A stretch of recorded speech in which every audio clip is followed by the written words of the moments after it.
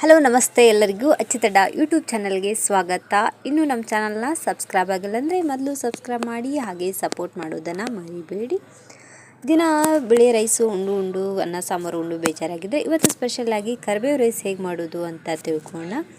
ಒಂದು ಕುಕ್ಕರಿಗೆ ಅರ್ಧ kg ಅಕ್ಕಿಯನ್ನು ಹಾಕ್ಕೊಳ್ತಾ ಇದ್ದೀನಿ. ಅಕ್ಕಿಯನ್ನು ಹಾಕಿಬಿಟ್ಟು ಚೆನ್ನಾಗಿ ವಾಶ್ ಮಾಡಿ ಇದನ್ನು 3 ವಿಷಲನ್ನು ಕೂಗಿಸ್ಕೊಳ್ತೇನೆ. ಅಷ್ಟರಲ್ಲಿ ಕರಿಬೇವು ಎಸಳನ್ನು ತೊಗೊಂಡಿದ್ದೀನಿ. ನಾನು ಕರಿಬೇವನ್ನ ಸೋಸಿಬಿಟ್ಟು ನಾನು 50 ಗ್ರಾಮಷ್ಟು ಕರಿಬೇವು ಎಸಳನ್ನು ತೊಗೊಂಡಿದ್ದೀನಿ. ಅದಕ್ಕೆ ಬೇಕಾಗುವ ಸಾಮಗ್ರಿಗಳನ್ನ ತೊಗೊಂಡಿದ್ದೀನಿ. ಒಂದು ಕಡಾಯಿಗೆ ಕರಿಬೇವನ್ನು ಹಾಕಿಬಿಟ್ಟು ಚೆನ್ನಾಗಿ ಫ್ರೈ ಮಾಡ್ಕೊಳ್ತೀನಿ. ಕರಿಬೇವು ಕಲರ್ ಚೇಂಜ್ ಆಗೋವರೆಗೂ ಚೆನ್ನಾಗಿ ಫ್ರೈ ಮಾಡ್ಕೋಬೇಕು. ಇದನ್ನು ಕರಿಬೇವು ಆರೋಗ್ಯಕ್ಕೂ ಒಳ್ಳೆಯದು, ಹಾಗಾಗಿ ಈ ಥರ ಮಾಡ್ಕೊಂಡು ಉಣ್ಣೋದ್ರಿಂದ ಹೆಲ್ತಿಗೂ ಕೂದಲಕ್ಕೂ ಒಳ್ಳೆಯದಾಗುತ್ತೆ. ಅದು ಹೇಗೆ ಮಾಡೋದು ಅಂತ ತಿಳೋಣ. ಕರಿಬೇವನ್ನು ಒಂದು ಪಾತ್ರೆಗೆ ಹಾಕಿದ್ದೀನಿ. ಇವಾಗ ಫ್ರೈ ಮಾಡಿಬಿಟ್ಟು ಆರಿದ ನಂತರ ಮಿಕ್ಸಿ ಜಾರಿಗೆ ಹಾಕ್ಕೊಳ್ತಾ ಇದ್ದೀನಿ. ಮಿಕ್ಸಿ ಜಾರಿಗೆ ಹಾಕಿ ಇದಕ್ಕೆ ಕೊತ್ತಂಬರಿಯನ್ನು ಹಾಕ್ಕೊಳ್ತಾ ಇದ್ದೀನಿ. ಒಂದು ಸ್ವಲ್ಪ ಇದಕ್ಕೆ ಬೆಳ್ಳುಳ್ಳಿ ಎಸಳನ್ನು ಹಾಕ್ಕೊಳ್ತೀನಿ. ನಾನು ಮಿಕ್ಸಿಯಲ್ಲಿ ನುಣ್ಣಗೆ ರುಬ್ಕೊಳ್ತಾ ಇದ್ದೀನಿ. ಈಗ ಒಂದು ಕಡಾಯಿಗೆ ಒಂದು 3 ಟೇಬಲ್ ಸ್ಪೂನಷ್ಟು ಎಣ್ಣೆಯನ್ನು ಹಾಕಿ ಎಣ್ಣೆ ಕಾದ ನಂತರ ಇದಕ್ಕೆ 1 ಹಿಡಿಯಷ್ಟು ಶೇಂಗಾ ಕಾಳನ್ನು ಹಾಕ್ಕೊಳ್ತಾ ಇದ್ದೀನಿ. 1 ಟೇಬಲ್ ಸ್ಪೂನಷ್ಟು ಉದ್ದಿನ ಬೇಳೆಯನ್ನು ಹಾಕ್ಕೊಳ್ತಾ ಇದ್ದೀನಿ. ಎರಡು ಚೆನ್ನಾಗಿ ಫ್ರೈ ಆದ ನಂತರ 1 ಟೇಬಲ್ ಸ್ಪೂನಷ್ಟು ಜೀರಿಗೆಯನ್ನು ಹಾಕ್ಕೊಳ್ತೀನಿ. ಪ್ಲೀಸ್ ಅಚ್ಯುತಡ್ಡ ಯೂಟ್ಯೂಬ್ ಚಾನಲ್ನ ಲೈಕ್ ಮಾಡೋದನ್ನು ಮರಿಬೇಡಿ. 1 ಟೇಬಲ್ ಸ್ಪೂನಷ್ಟು ಸಾಸಿವೆ ಮತ್ತು ಜೀರಿಗೆ ಸಿಡಿದ ನಂತರ ಇದಕ್ಕೆ ಕಟ್ ಮಾಡಿಟ್ಟಿರುವ ಈರುಳ್ಳಿನ ಹಾಕ್ಕೊಳ್ತಾ ಇದ್ದೀನಿ. ಈರುಳ್ಳಿ ನಿಮ್ಗೆ ಯಾವ ಸೈಜ್ ಬೇಕಲ್ಲಿ ಆ ಸೈಜಲ್ಲಿ ಕಟ್ ಮಾಡಿ ಹಾಕ್ಕೊಳ್ಳಿ. ಇದಕ್ಕೆ ಹಸಿಮೆಣಸಿನ್ಕಾಯನ್ನು ಹಾಕ್ಕೊಳ್ತಾ ಇದ್ದೀನಿ. ನಿಮಗೆ ಖಾರ ಎಷ್ಟು ಬೇಕು ಅಷ್ಟನ್ನು ಹಾಕ್ಕೊಳ್ಳಿ. ಚೆನ್ನಾಗಿ ಮಿಕ್ಸ್ ಮಾಡ್ಕೊಳ್ತೀನಿ. ಇದನ್ನು ಈರುಳ್ಳಿ ಮತ್ತು ಹಸಿಕಾಯಿ ಚೆನ್ನಾಗಿ ಫ್ರೈ ಆಗಬೇಕು ಎಣ್ಣೆಯಲ್ಲಿ.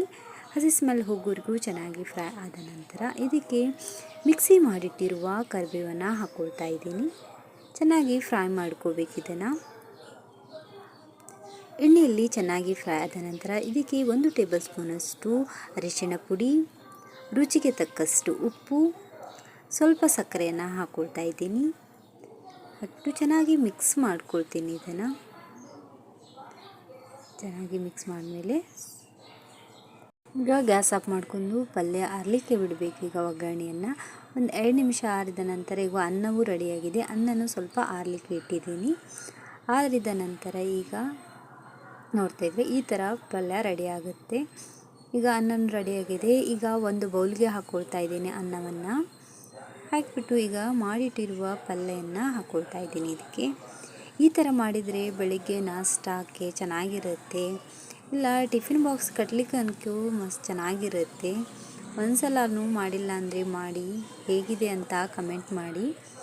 ಈಗ ಪಲ್ಯನ ರೈಸ್ಗೆ ಹಾಕ್ಕೊಳ್ತಾ ಇದ್ದೀನಿ. ಈಗ ಚೆನ್ನಾಗಿ ಮಿಕ್ಸ್ ಮಾಡ್ಕೊಳ್ತೀನಿ ಇದನ್ನು ಕೈಯಲ್ಲಿ ಸ್ಪೂನಲ್ಲಿ.